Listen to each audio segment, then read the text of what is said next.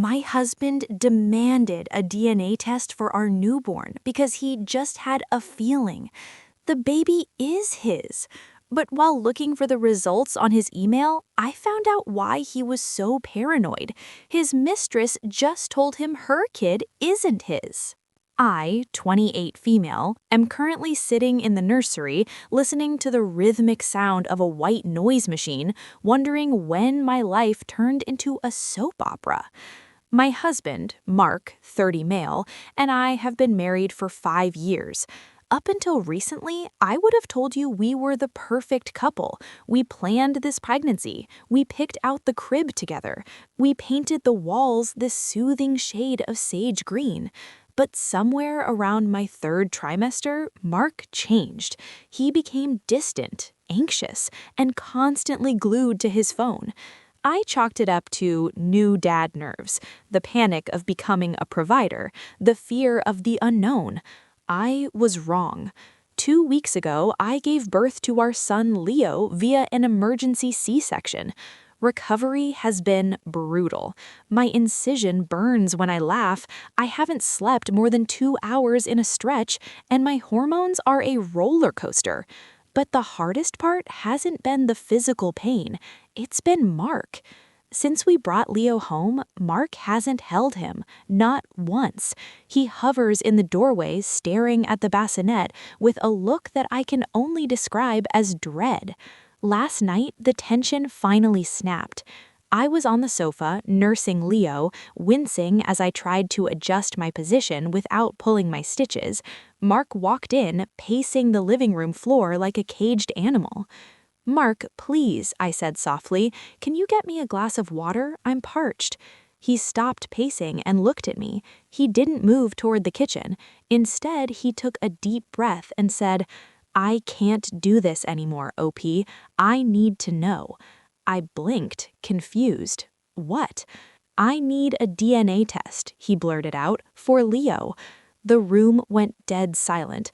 I looked down at the newborn in my arms, a baby who has Mark's exact nose and his mother's chin, and then back up at my husband. "Excuse me?" I whispered. I have a feeling," Mark said, avoiding my eyes. He was wringing his hands. "He doesn't look like me. His eyes are too dark. And the timing. You went on that girls' trip to Miami right before we conceived." I felt the blood drain from my face. "Mark, that trip was with my sister and my mom. You FaceTimed me every single night. I was practically bedridden with morning sickness 2 weeks later. When would I have cheated?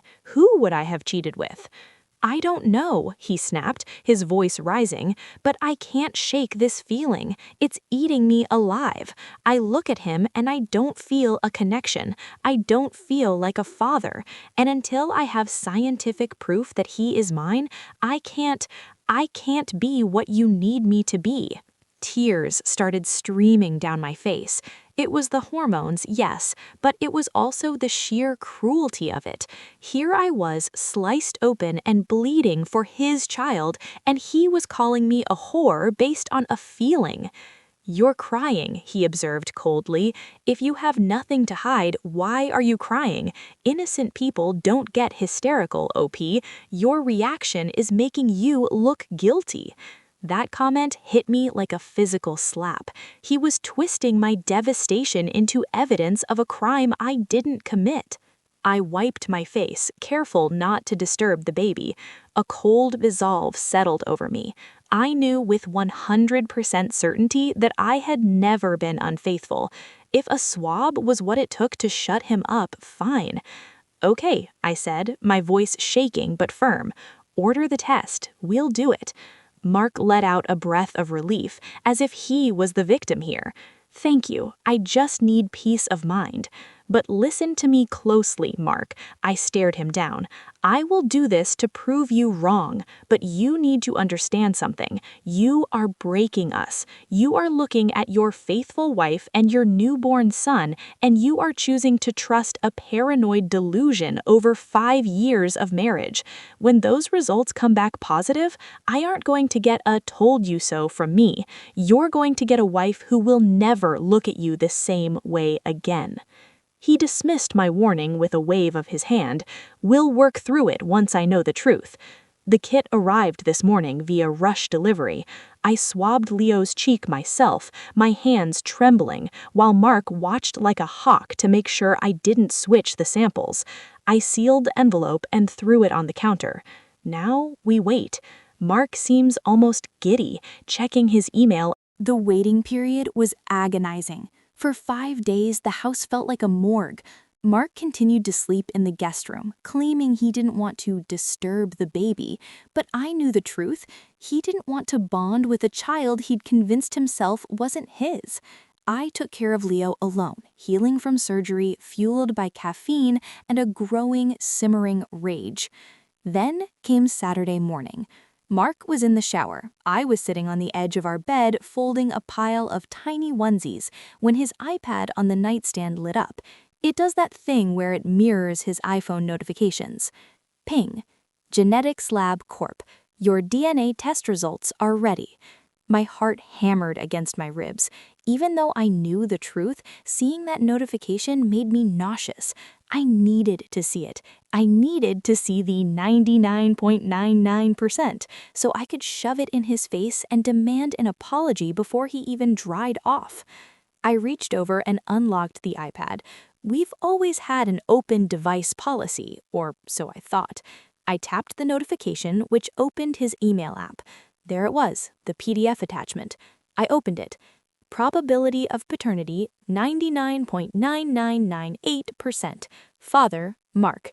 I let out a breath I felt like I'd been holding for a week. Relief washed over me, but it was instantly replaced by fury. He was wrong. He was so incredibly, stupidly wrong. I wanted to send the file to my phone so I could print it out and frame it. I hit the forward button. But as the email composition window popped up, I noticed something in his inbox list behind it. The iPad view is split screen. The open email is on the right, the inbox list on the left. Right below the genetics lab email was a thread that had been updated just an hour ago. The sender was named Jessica. The subject line froze my blood. DNA results. It's over. Jessica? We don't know a Jessica. Not a friend, not a cousin. My thumb hovered over the screen. My intuition, the same feeling Mark claimed to have, screamed at me to open it. I tapped the thread. It wasn't just one email. It was a chain dating back 6 months. From Mark, date October 12. Jess, please answer me. If the baby is mine, I need to know. My wife is due in 3 months. I can't handle this. From Jessica, date October 12. Stop texting me. I told you the dates don't line up. It's my ex's. From Mark, date November 5. I did the math. We hooked up the week of the conference. It's possible. You have to get a prenatal test. I'll pay for it. I felt like I was going to throw up. My hands were shaking so hard I almost dropped the tablet. The conference. He went to a sales conference in Chicago when I was 4 months pregnant. He told me he spent the nights ordering room service and sleeping early. I scrolled to the bottom, to the email that had come in this morning, an hour before the notification for Leo's results. From Jessica, today, 7:15 a.m. I just got the results back from the lab. The baby isn't yours. It's my ex's. You can stop panicking. I told you it wasn't yours. Stop emailing me, stay with your wife, and leave me alone. We are done.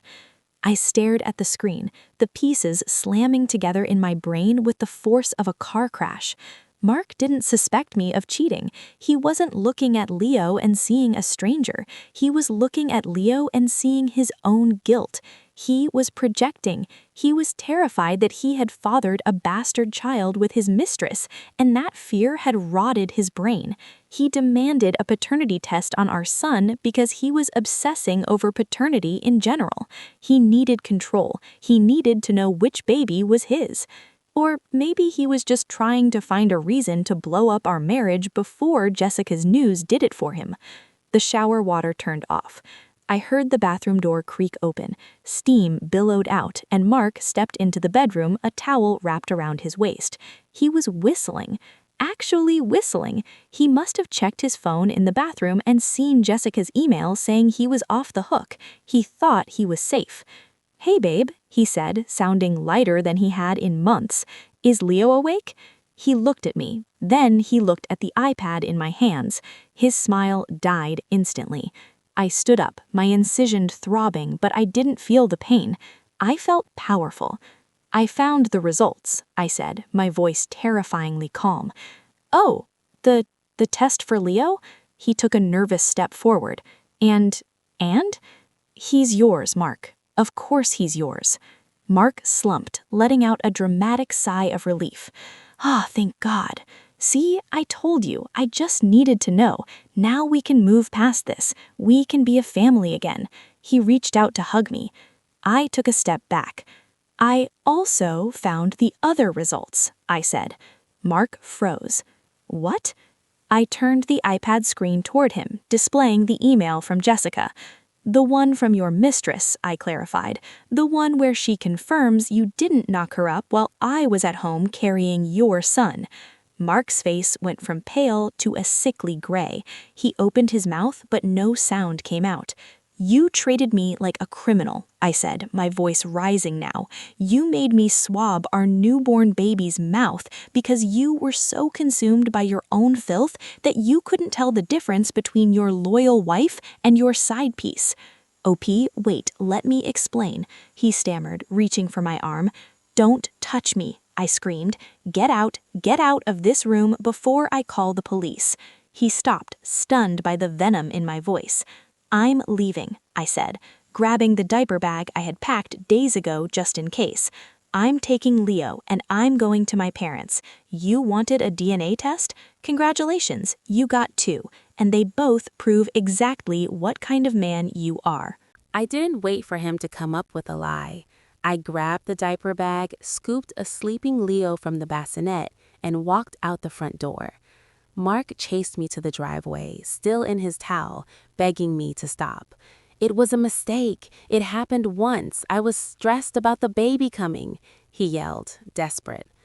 I buckled Leo into his car seat, slammed the door, and looked Mark dead in the eye. "You made me feel like I was the crazy one.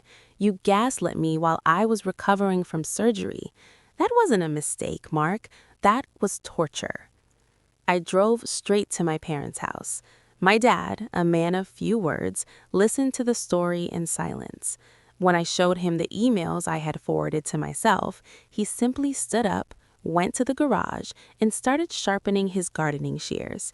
My mom, on the other hand, immediately called her friend, a vicious divorce attorney named Helen. The divorce. The next few months were a blur of legal battles. Mark tried everything. First, the "I'm sorry" flower bombing, then the "I'll go to therapy, please." Finally, when he realized I wasn't coming back, he tried to play dirty. He attempted to argue that my postpartum hormones made me unstable and unfit for full custody. That was a mistake. At the mediation hearing, Helen laid everything on the table. We presented the DNA test results he demanded alongside the time-stamped emails proving his affair and his subsequent paranoia. We argued that his demand for a paternity test was a form of emotional abuse designed to deflect from his own infidelity during a high-risk pregnancy. The mediator looked at Mark with pure disgust.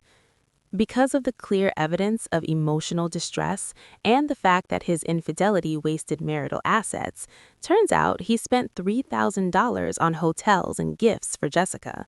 The settlement was heavily in my favor. I got the house, I got full physical custody, with Mark receiving visitation every other weekend and absolutely no overnights until Leo was 2. Mark ended up moving into a dingy apartment on the other side of town. The rumor mill did the rest. When our mutual friends found out why he had demanded a DNA test, he was ostracized. Even his own mother called me to apologize for raising such a fool. As for Jessica, I never spoke to her, but I heard through the grapevine that when Mark tried to reconnect with her after I left him, she laughed in his face. She had already moved on with her life and wanted nothing to do with a man who had imploded his own family. 2 years later.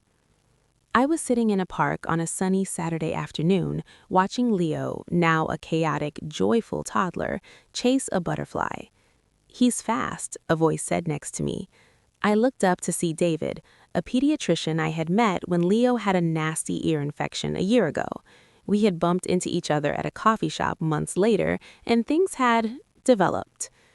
"He gets that from me," I smiled, taking the iced coffee David handed me. David sat down on the bench, not too close, but close enough that our shoulders brushed. He knew everything about Mark. He knew why I had trust issues, why I flinched when people checked my phone, and why sometimes I needed reassurance that I wasn't crazy. He never made me feel broken. He just made me feel seen. "Mark called yesterday," I mentioned, watching Leo trip and get back up. David stiffened slightly, but kept his voice calm. "Oh, what did he want?" "He wanted to switch weekends again, said he has a date and wants to impress her." I rolled my eyes. I told him no, the schedule is the court order. "Good," David said, reaching out to squeeze my hand. "You're doing great, you know that, right?" I looked at him, then at my son, who was currently laughing at a dog. Looking back, that horrific week postpartum was the worst moment of my life. But in a strange way, I'm grateful for it. If Mark hadn't demanded that test, if he hadn't been so consumed by his own guilt that he forced his hand, I might have stayed. I might have spent years married to a cheater, never knowing, slowly losing myself to a man who didn't respect me. Mark's paranoia saved me. He wanted the truth? Well, he got it. And because of that, so did I. I squeezed David's hand back. "Yeah," I said, "I really am."